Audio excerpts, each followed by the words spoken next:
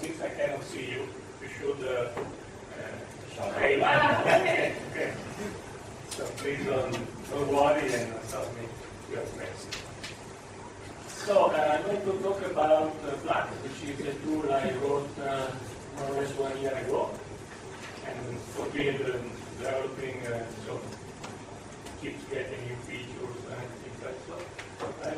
And it started from an idea much older, maybe 7, 8 years ago. I wrote a cookbook recipe which is called option parser, which had an idea which was similar to the one in plac. So it's older than it looks like. But I decided at the end of writing a proper module. Now there is also a Google Code site with a project official, because with Python 3 there are functional annotations, so I wanted to leverage on that possibility. That's a new functionality to implement it. Nice class. So, plac, is it only for Python 3? No, it works in Python 2.3, 2.4, 2.5, 6, 2.7, 3.2. Every kind of Python. Of course, if you have Python 2.3, you have less features available. You have calculators, and Python 2.4, you have 2.5 is enough. I mean, you don't need more than Python 2.5 to get all the features in Python. So, let's start. So, it started out as a command line automated parser, because I don't know, 2 or 3 years ago I discovered the library called parse, which was very cool, pretty nice, and actually now it's part of the standard library, starting from Python 2.7. I don't know how many of you are familiar with parse. As you run. A lot of people that. So I said parse is a good idea, but it lacks a good API. Means it has an API which is powerful, you can do everything, but kind of verbose and not so easy to use, in my opinion. So I decided to write plac as a thin layer of essentially beautification of parts. And then I realized that there is a very little difference between a command line automated parser and an interpreter of commands.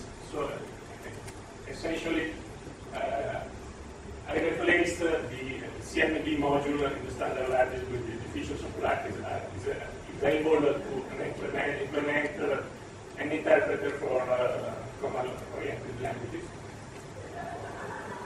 And also it can be used to script applications, to do automatic tests, and much more. So, as you will see following in this presentation. I think you can see even if the font is a bit more or less.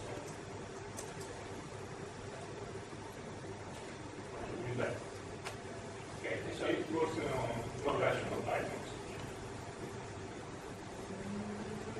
So let me start from a simple possible example of a script which takes a single argument in the command line.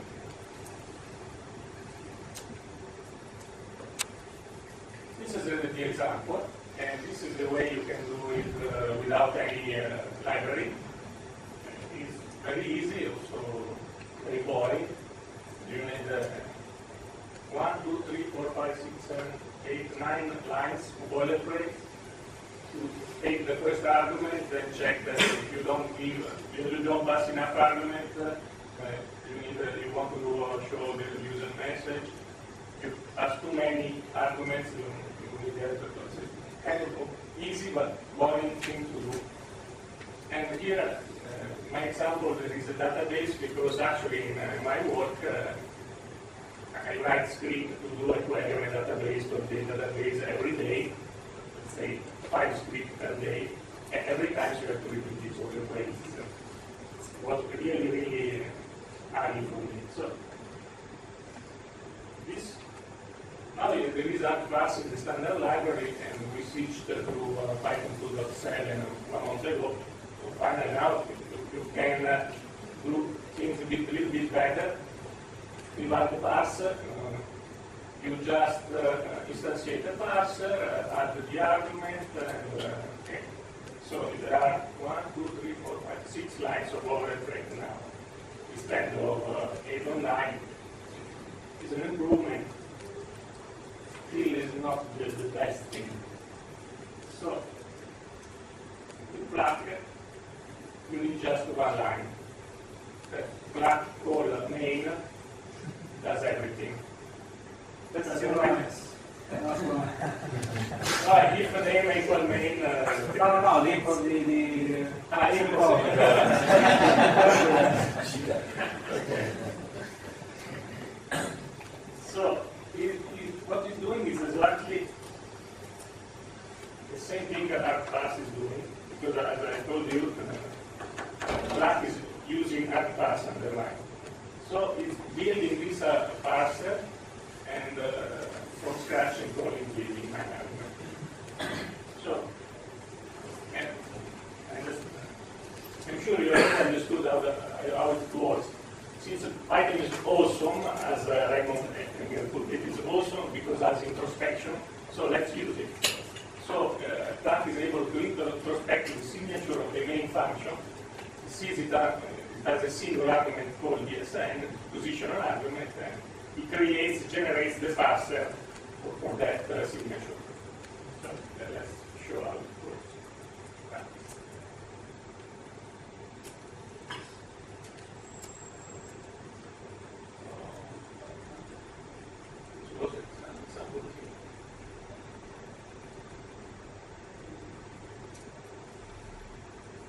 So if you don't give enough arguments, you have to use a message to give it one argument. False, no error, with too many arguments. And if you give it H, you get a nice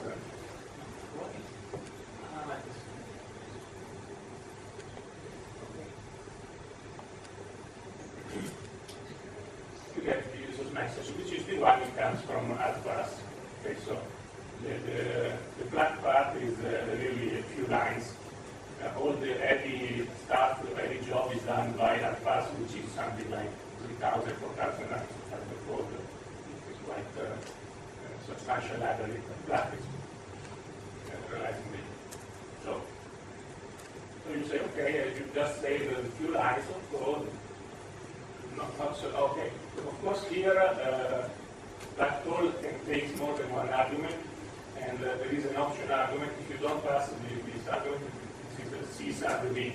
Okay, C-sub-B, you can pass a genetic list if you want. So it doesn't seem too much powerful. Let's continue with other examples that be less trivial. So suppose, for instance, you have a script with a default argument. This is the way you write this script with Apple libraries. So you have to check, you have enough arguments, too many, and you the various error messages.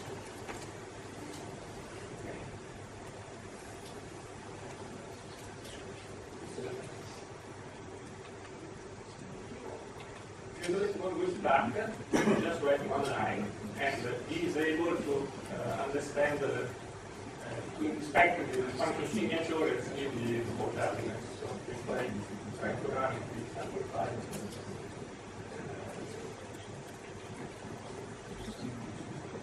See, he's able to look at the argument and see the defaults, and it shows on the slide.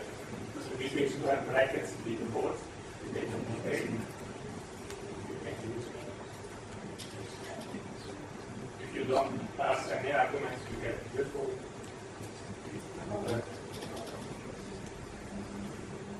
Or you can pass another thing. Okay,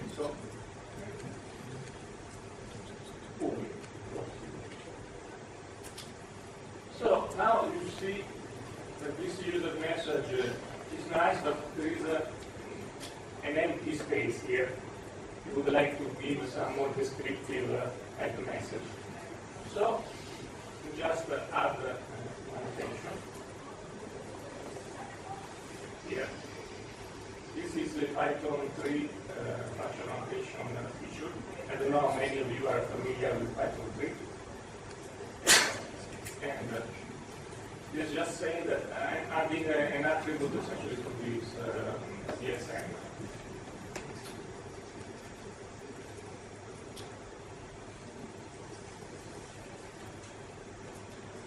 And plac is able to inspect this image.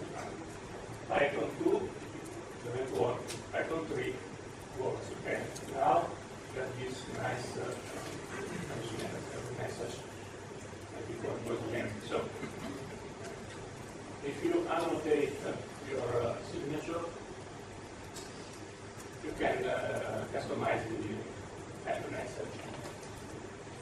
This only works with Python 3. If you have Python 2, you can do the same but with the decorator.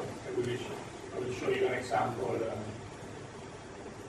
in a few minutes. So now this will, I show example with positional arguments or network arguments. But there is also the interesting case of option arguments. For instance, this is an example. You want to execute a query only if a command is passed. So,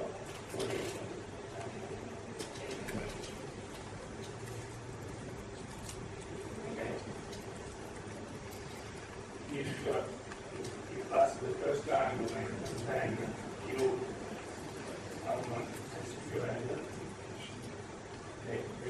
execute the query you pass. So you can use the short option syntax or the long one.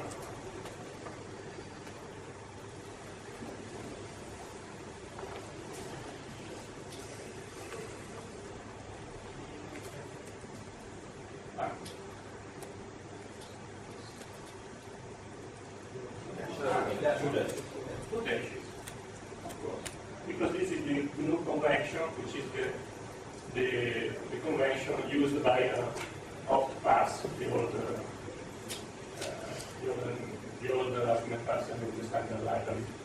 So, and if you give a consistent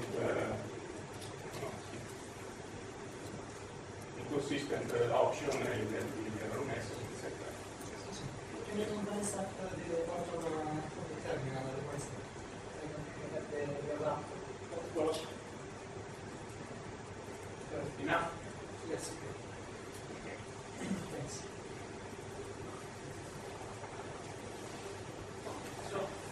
So you can pass an option, and here it gives the abbreviation for that option, which is a single letter character, and then you have the short and long option with the new style kind of option. But if you like a single dash option, you can do that.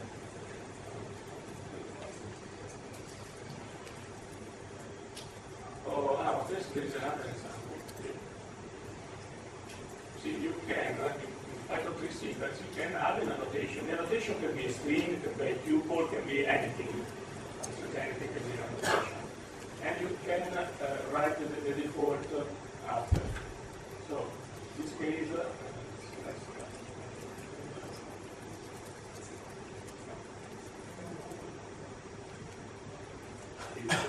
let me execute it so you see what it's at.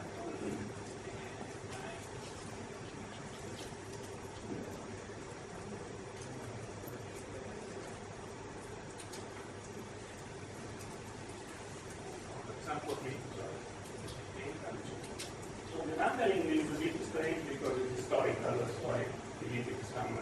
Okay. So this was the default I put select start from table. So if you don't give the option, you will execute that query. Yes, ma'am. Okay. So that is the default. You can override and then give if you don't give the default is none. So if you don't as the switch, the option you get now. Single dash option I was using before.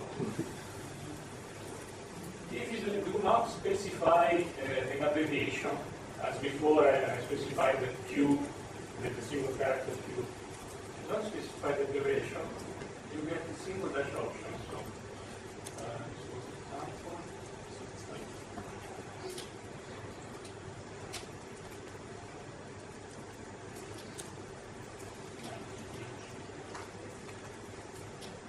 see here there is a single dash option, so you can do this and command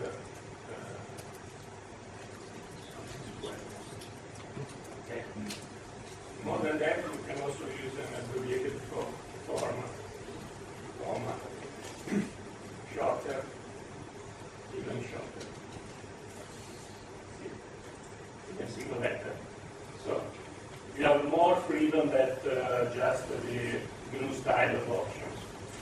And this also is provided by ArtParse. Also, it is possible to change the prefix character. So if you don't like the slash, the dash here, you can use a slash like in Windows, you have just a slash for flags option. So you can change that.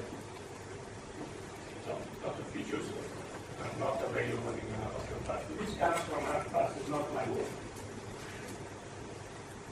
This is another example. This is an example. Okay, so you also can have variable number of arguments. This is a script that takes a list of binaries which are supposed to be SQL scripts and execute such scripts. So here there is a variable number argument. This was example number 7.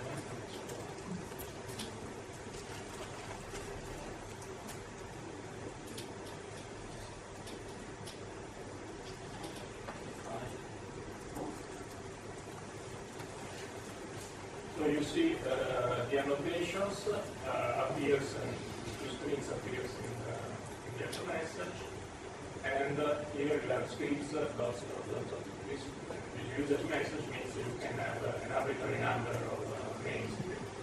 And this also comes from ArtParse. You can have flags. The difference between flags and options is that options means an argument. Flag, or you give a flag or not. It's an example of the verbose flag. If you give the verbose flag, you have to print something, otherwise you don't print anything. This was example number 9.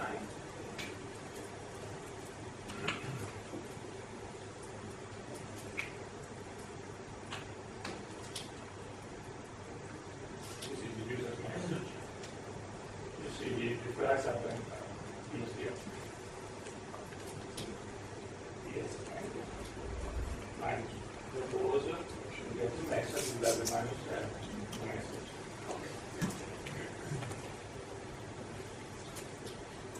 So you have actually you have the full power of ArtParse and plac. Some things are direct, so very easy to use. Sometimes some features of ArtParse are hidden. For instance, ArtParse has the possibility of implementing required options. They say the documentation this is a bad idea because it is optional, it's not required. But still you can implement it. In fact, I decided that it's really ugly, so I do not support required options. It doesn't make any sense. But you still can, if you want, because you just go to the underlying ArtParse library and do anything. But some things instead of ArtParse I like very much. I like the possibility of specifying a title, which is a factory to convert the strings into a Python object. You have the possibility of specifying a number of choices, so that the argument must be it's discrete as one of these choices. And also there is the metavar functionality, which I'm going to show you now. So, it's an example that comes from the ArtParse documentation. This is also interesting because I'm using the Python 2 form. So if you don't have Python 3 available, because more or less nobody has Python 3 available in action, so we don't have Python 3. So the solution is to annotate the main function. So the main function has a normal, regular signature, but then you can specify the annotation. So instead the first argument, the operator, this is the message which goes into the header. This is the positional argument. This argument there is no abbreviation because the abbreviation has meaning only for options and flags. And now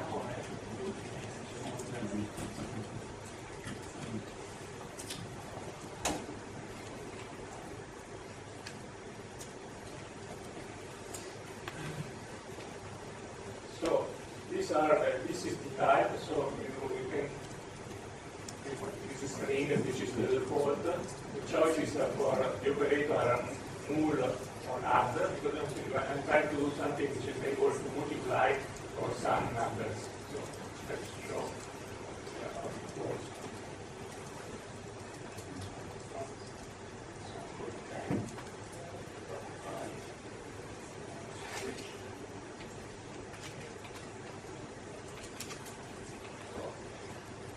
Multiply numbers. So, for instance, I want to add the numbers 1, 2, 3, 4. Okay, 10, I can multiply. I get 124. But given an incorrect command, I get the right error message, etc. And you see, for instance, in the user, here you have n dot, and here you have n number. This n comes from the meta var functionality, which is this last argument. If you don't pass n here, in the user message you will see numbers of the variables.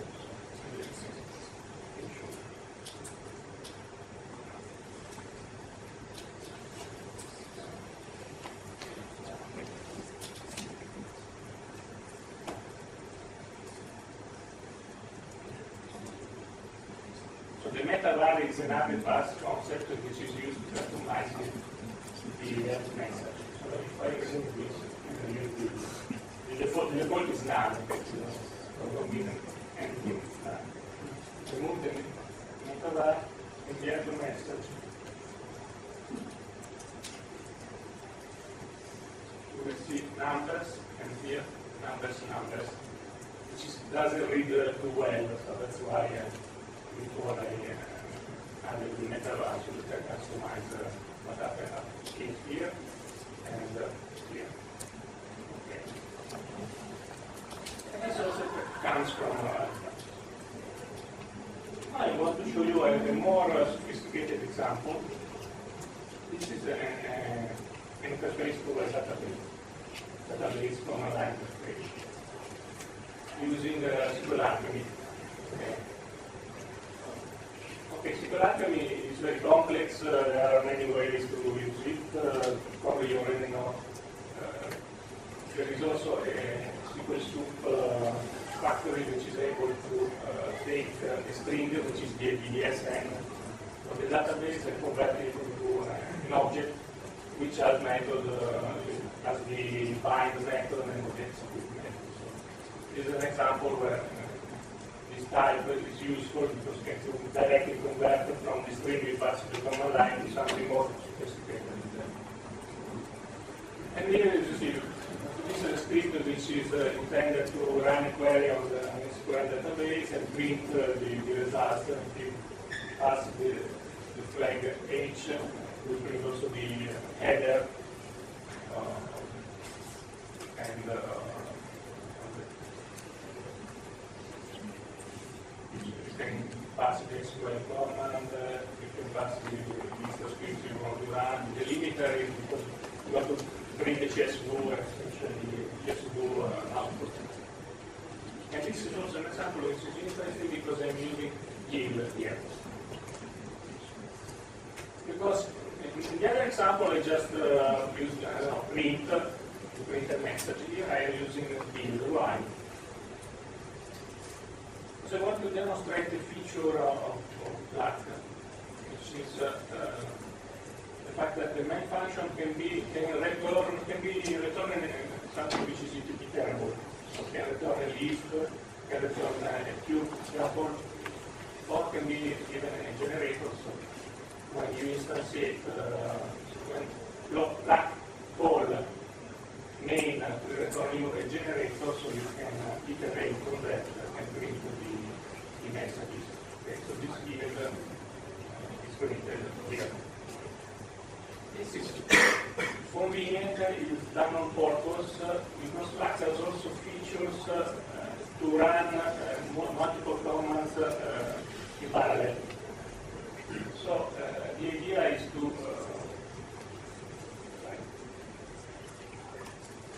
write the commands like tasklet, if you are familiar with these tasklets and coroutines. So the plac routines could be run in an asynchronous framework, things like that. That's the origin of the idea. And actually, in the first release, I also provided an asynchronous command loop to run tasklets in plac, but then I removed that because I didn't want to support a twisted and a tornado and redolent event. There are too many asynchronous frameworks, so I didn't support any directly, but you can, with really few lines of code, support your own command, synchronous command if you want. So, that's an example. And now finally there is a feature which is new, which I implemented, is not in any parser, are keyword arguments. So, if your main function has keyword argument, start, KW, that is not enough to recognize them. So, something like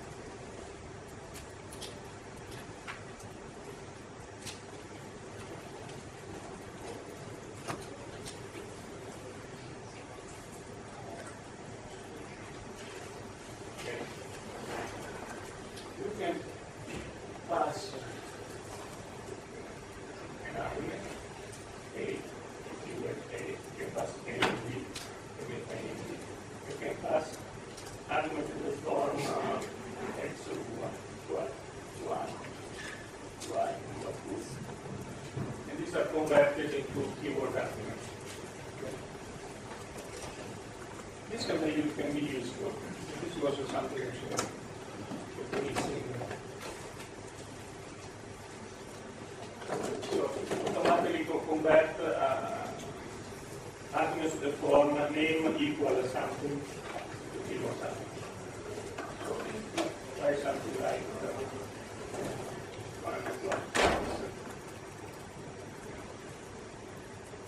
it doesn't recognize this as keyword arguments, but as a single argument. So you have to be a bit pay attention what you have to do. I have a request. Please move the window up a bit. Yes. I think better. We need so it goes up because you are just you do control arguments. Okay. So there are two features. We can use these features to implement this a bit more interesting. Now, here is an example of the interface of a shell, Python shell.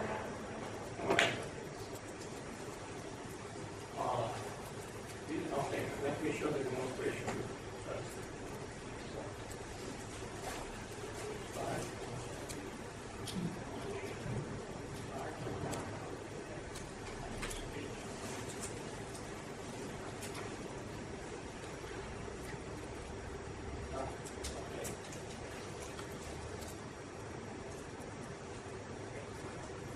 Okay, this is more sophisticated, so I want to show you main features you can. Okay. One feature of this is you can use different formats for help if you like it. So, let me show what it works. This is the interface of the shell, so you can clear the shell and you can set the parameter. Set another one. You can show all the parameters. Show all, not. Okay. Or you can show the one parameter. Okay. Okay. You can show C not found. Okay. How this interface is implemented? It is implemented by essentially you translate each command to an argument. Can be a flag, the help is a flag, show all, show is a flag, here is a flag. Delete it's also delete. Delete is an option because you want to delete pay.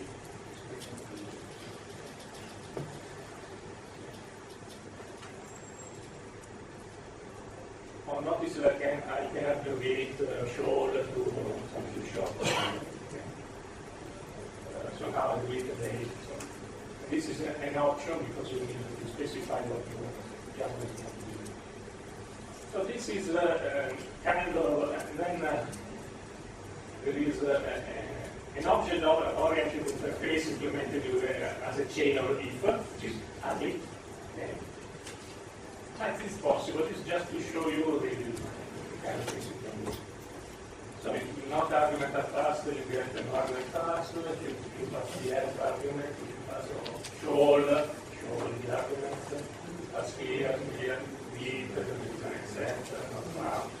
So at the end, finally, you close the shell.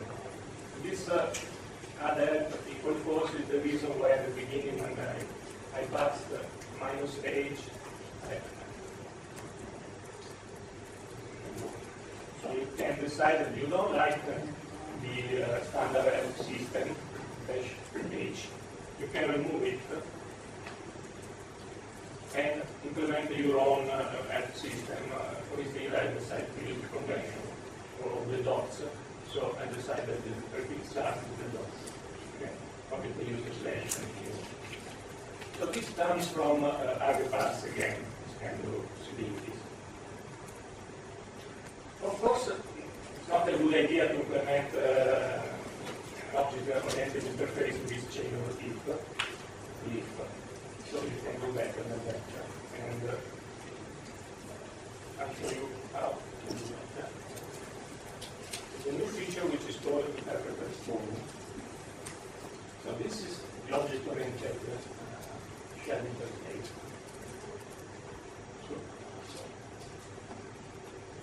So now you have the methods, so you have another enter.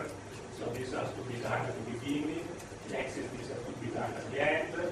You have set method to set main value, that will show, can show settlement, show all, and delete, and show works.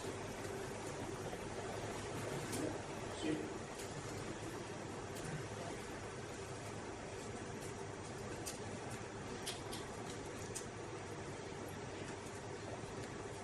Okay, so you see the command disposa, help. And here you have a nice presentation. Show all. E because before we said set.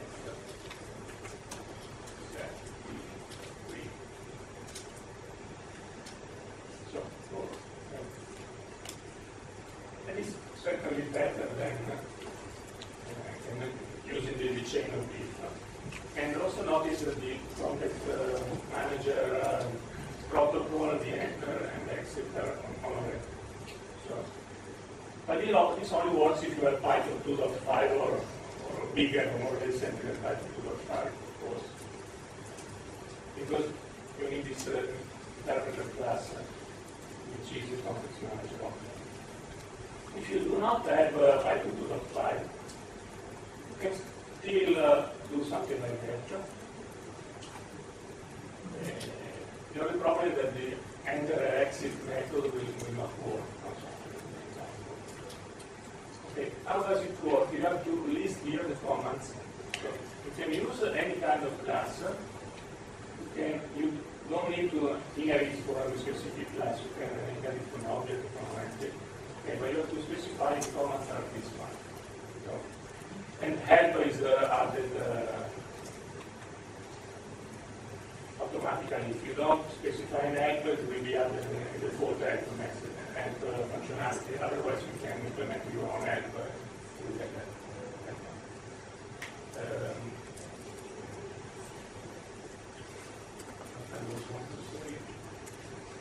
Okay, you can. The important thing is when you have an object, you need to have the commands attribute, which is a list or a tuple or names, which are the names of the method which must exist. If you misspell a method here, you get an error. But you don't need to use a class. A class is the most common, most used, the no-brain way of doing that. But you are not forced to use a class. Any object with the commands attribute, which is the list of names, can work. So, this is an example of what to implement a regression or something like that. Okay. So I can use a module with functions like commit, status, and then you use this trick. I don't know how many of you know that this is possible in Python. This is a trick to import yourself. So now, main now is the module named DCS.py. Did you know this trick?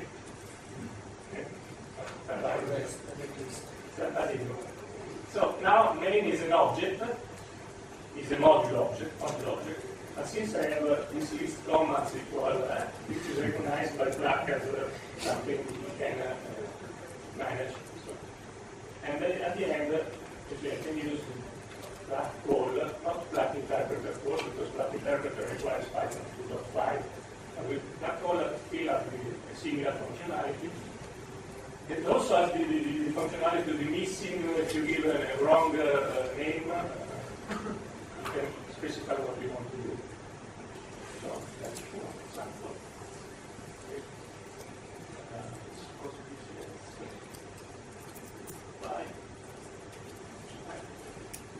Okay, so we have a nice message. So you want to commit. Okay, commit. Yeah. And you want to check out. Too many arguments because you have to specify the URL. So, And you don't have to write the whole command? you cannot delete.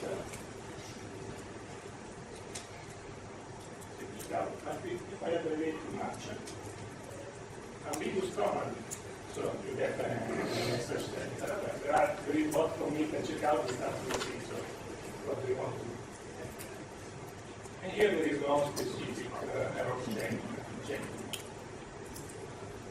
So, but this axis is never called, because at the end this will not be called because you are not using plac interpreter call, you are using the Python 2.4, you can reconnect this. So I really recommend if you have Python 2.5 or more to use it, because if you have Python 2.5, you can get this very, very, very nice feature. You can give the -I interactive flag, and what happens is you get all the features of the CMD module on the library and more. So you can see what is the app on the list. Okay, I use the delete, it's an optional argument, none, because if you don't give any argument, the delete will be everything. You try to delete something. The error, because now A does not exist. And then there's this special last statement. gives you the trace spec. So it is not hiding the errors. It's eating but not hiding the errors. So now you can actually control these. This is good nice.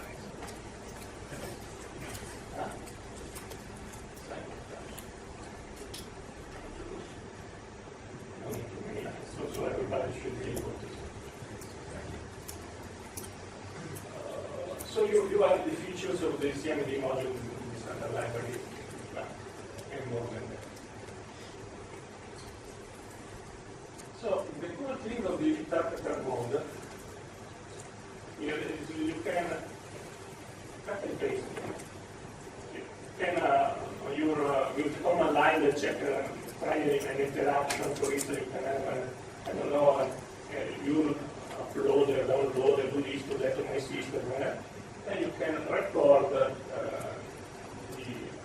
operation you did. You can cut and paste this. And put this in a file. I have an example of this file. It's called plac. Plac easy test. It's an example.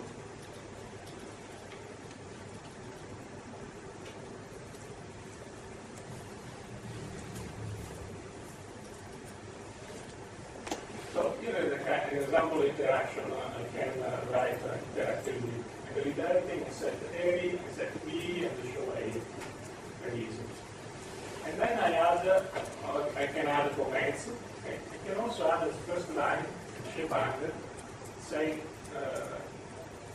this interaction was done with the interpreter contained in this file, and the name of the class. This one and the config file again, because you have to pass the name of the shell file where you want to store your interaction. Since this, you want to do a test, and maybe you can use a name like test.shell and not your real shell. Okay. The good thing is there is a tool called minus T.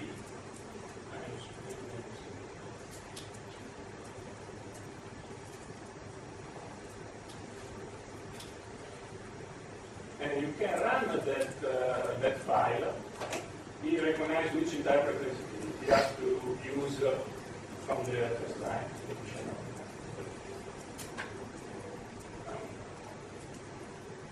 Okay, for this line, we can understand he has to use it now shell.specify shell interface. So use that interpreter, and he executes the command and check that the output is the one you wrote. It's the same thing of test in the standard library. Okay. And if everything is fine, you get run on that test, fine, get correct. If you introduce an error, the test will break down. Will break the error message.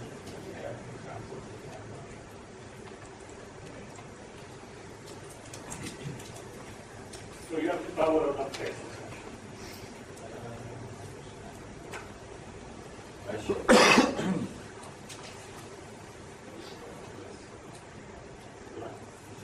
And then classic means plac easy test. So if there is an error, you have 8 equal to.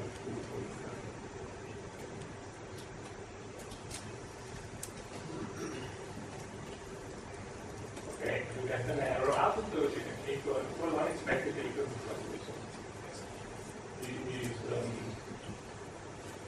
you don't see a trace spec as a disaster or cannot see that you can of course customize, and if you don't like it, then you can read the trace.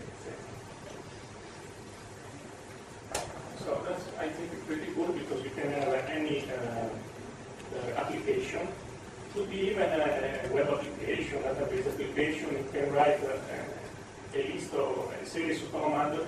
You can write a text interface for this application. Then you can store your commands in a classic file, and you can test the application.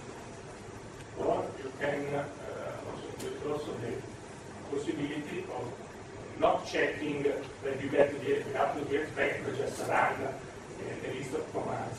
That is an example. So you want to run this command and create A, set A to bit A. So let me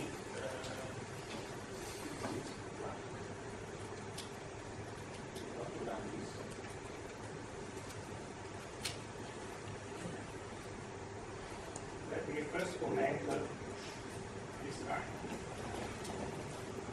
The plot runner is able to run tests, but also these were most it's also able to run batch file.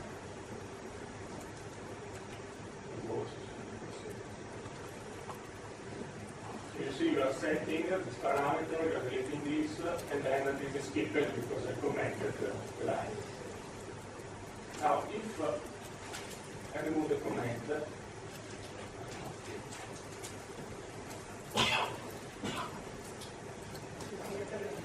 if I remove the comment, I try to delete something which was already deleted, so I can an error. In this case, you have the full template, because the idea is I'm trying to run a script, that script breaks down what to see directly what happened. The other was an example of the test, doing something production. Of course, there is no, if you want to implement transactions, etc., you can, but you have to implement it by yourself. Not trying to do too much. So these are different questions in this part.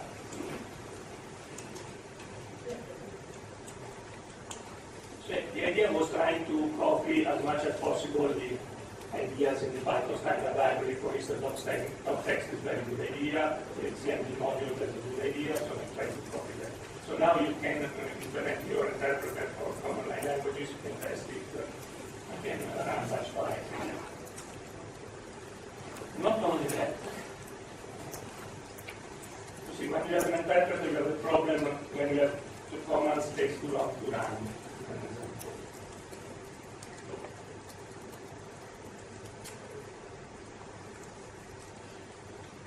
So, here an example. I want to write an importer, which imports some data in the database. So here I put time slip, and there is a range of 10,000, so it takes something like 100 seconds to run. And every 100 lines you get a message. At the end it goes to 100.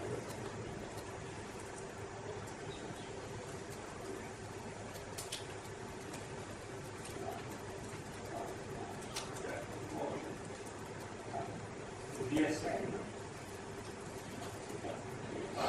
Notice I can put the time side before, after, etc. That class is able to recognize any position. Unless you put here, because here it will conflict with the high switch of Python. Okay, so help.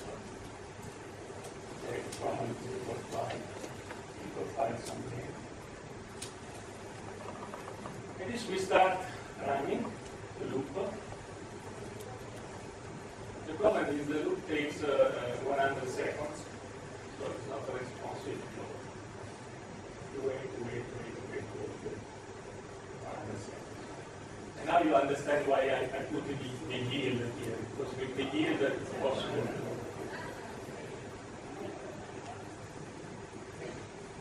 to make this responsive.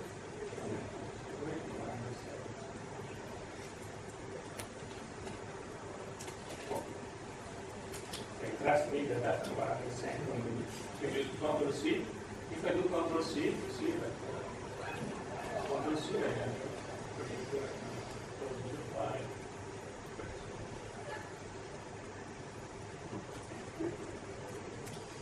closing the file, so the file is automated, the finally close, and also you get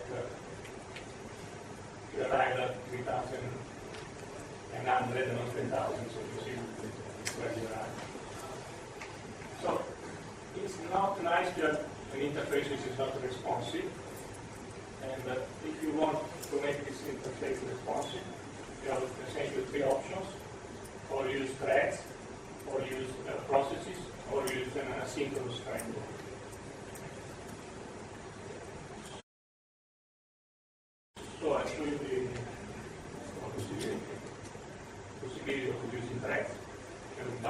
paste text, but we can do that.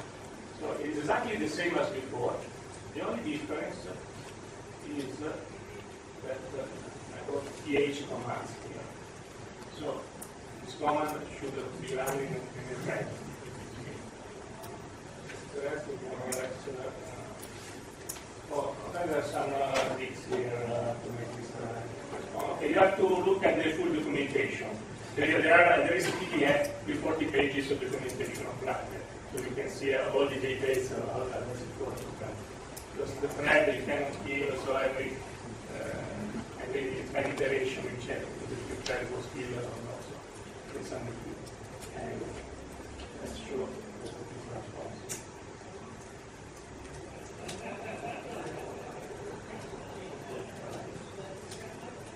Notice that the read line was respectively well.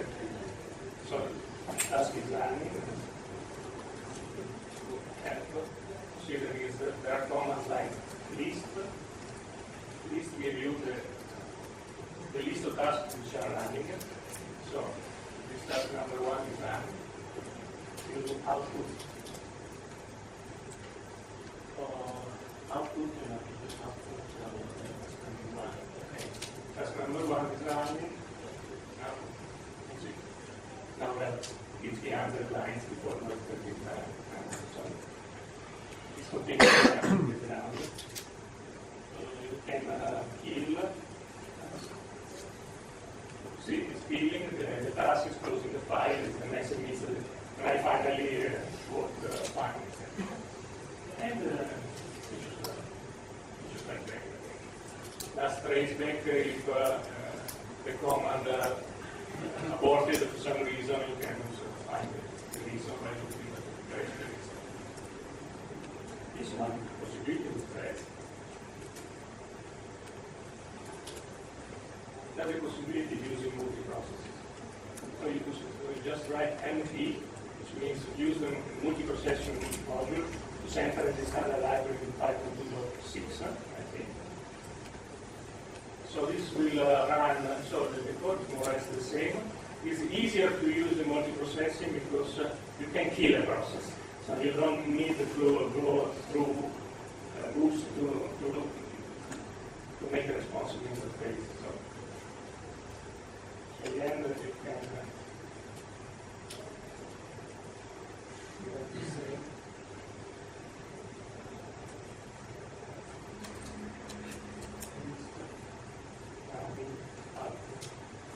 now, apparently the same.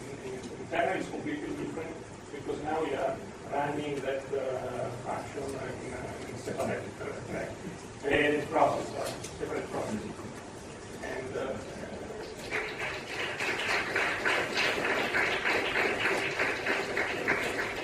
if you open the top, you can see that you have 2 Python processes.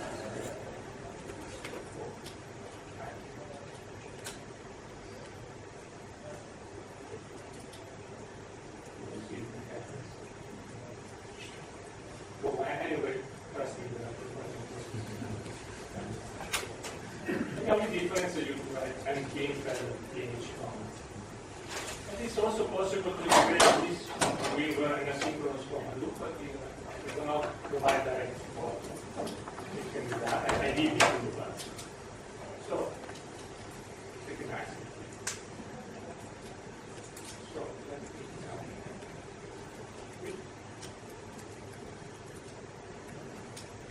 This is another example where you can integrate plac with a GUI interface. For example, using inter. Basic idea that you associate the plac interpreter, and then you initialize the one. Look at the documentation for that. Yeah. That's possible.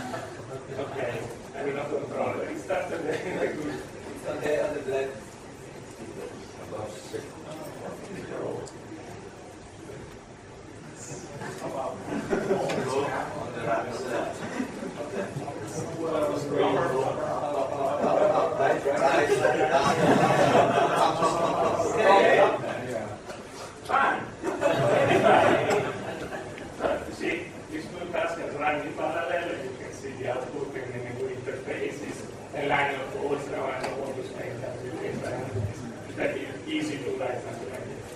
So you can consider using plac as your core library, even if your application is not a text-oriented one, not a command line application, not a Google application, still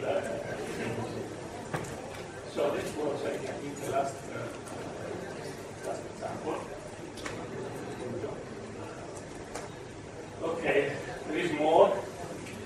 You can even, for instance, run plac as a server, then run a telnet and connect to the multi-interpreter. For instance, some rental and the ability to run commerce file easily way.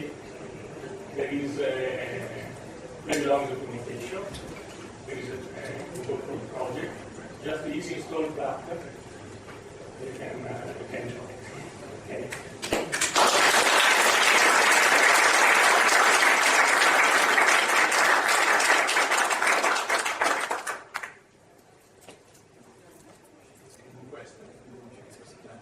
Where does the name come from?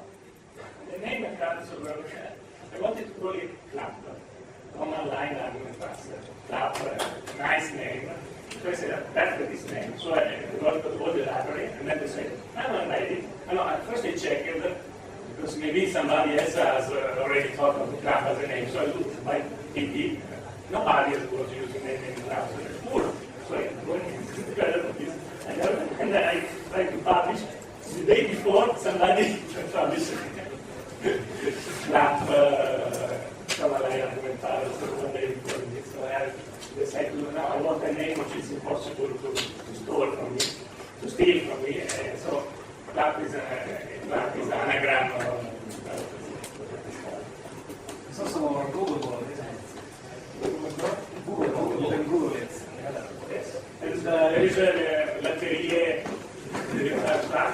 pharma latterie, milk factory, it's called. Can you tell us, you told us what and how. Can you tell us why? Why did you write this? What do you do with this? Everything, all the command lines I need to perform a lot of repetitive tasks typical on the database. Set of queries, insert things like that. So I write a big class, and every repetitive task I add a method. And then as you add the messages for free and all the list of things. I can do that, I can script the operations if I want. So it's very common. The big Is it stable so it can be used? Yeah, it can be used. Yes, it's stable. Now the version is 0.9, and version 1.0 is closed. So there are some features that are experimental like the server, but the core is stable. And all the features stable today and stable. Maybe the multiprocessor support change. So there are platform dependencies. I have to remove some features because we are working on platform with another one. But the basic usage is stable. Maybe the formatting, the object message can change.